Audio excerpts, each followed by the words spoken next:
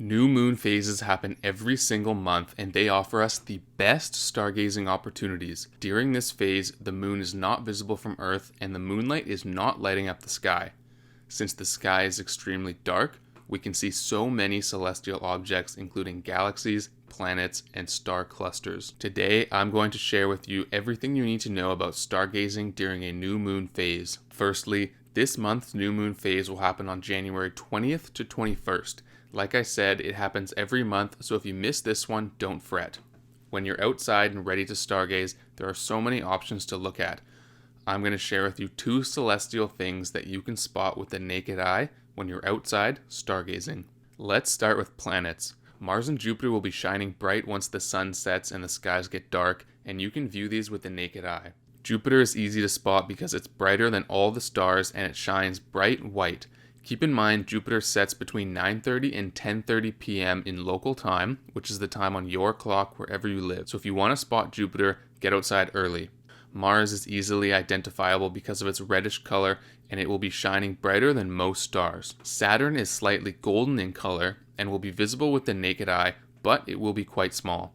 If you want a clear view of Saturn, you will need a small telescope to do that. Saturn does set very early, around 6 to 7 p.m. local time, so get out early if you want to see Saturn.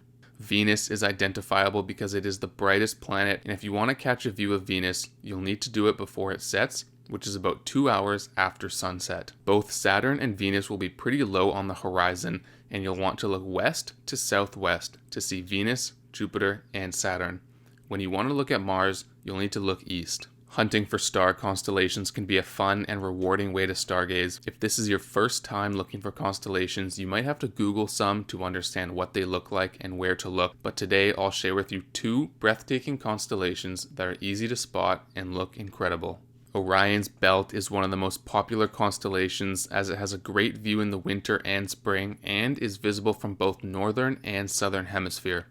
Now, when you start searching for Orion, if you live in the northern hemisphere, you'll find it by looking southwest. If you live in the southern hemisphere, you'll need to look northwest. And if you live near the equator, you have to look west to see Orion.